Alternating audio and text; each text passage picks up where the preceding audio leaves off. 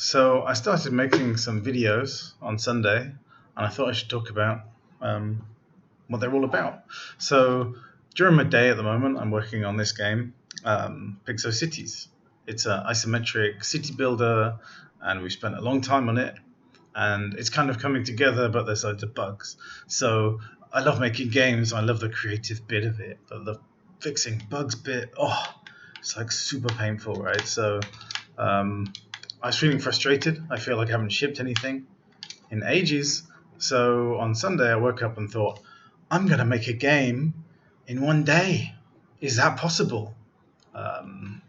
So it kind of came from an idea on Saturday night. I was drinking with my friend Tim, and we were talking about kind of old games, and he mentioned a game called Jez Ball, and we looked at it. Basically, there's balls bouncing around a maze, and you kind of pen them off.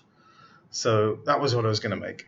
I thought about the viability of it in the market. Like, is there any point in making this game because I can't sell it? I thought, screw it. I should make it anyway. It's kind of fun.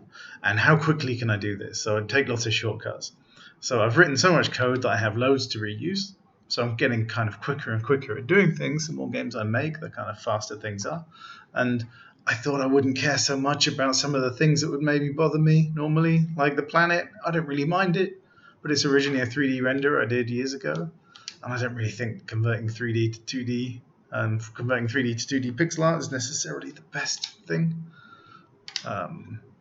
So anyway, let's talk a little bit about the game. So I'm 24 and a half hours in to coding it. So this is what you can do in 24 and a half hours if you work like really, really hard. And it's not really that good. So, anyway, so I got some, so I'm running a prison planet. These are the convicts that are being sent to me. I can take on these jobs if I want.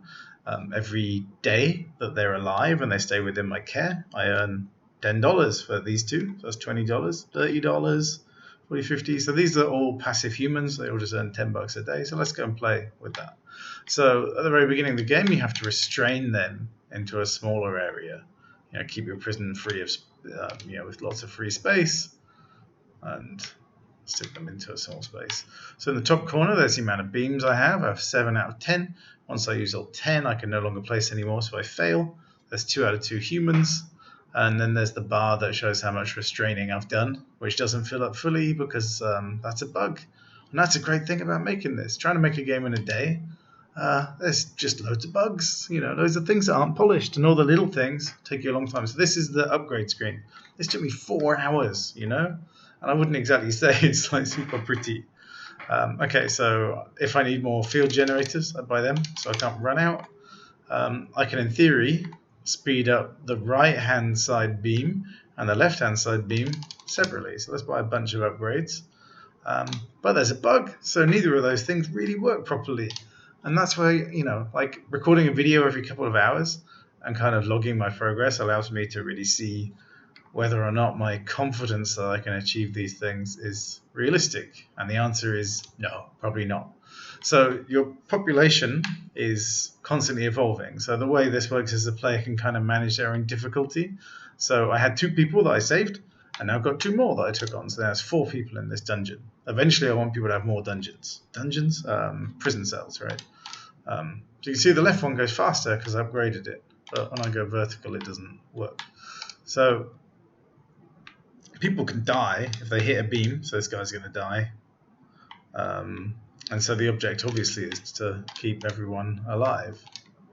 How far I can go with that, I don't know. Obviously I've got a billion ideas. One of the kind of questions is, when you're building a game, the beginning is the fun bit. And the kind of finaling bit, the bug fixing, all that stuff, is just painful. So I thought by making a smaller game, maybe I could kind of make the fixing bit quicker because there's less content to fix. That's the idea anyway.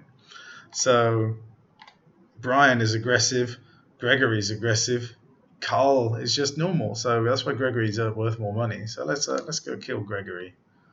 I kill him. Oh no, come on Gregory.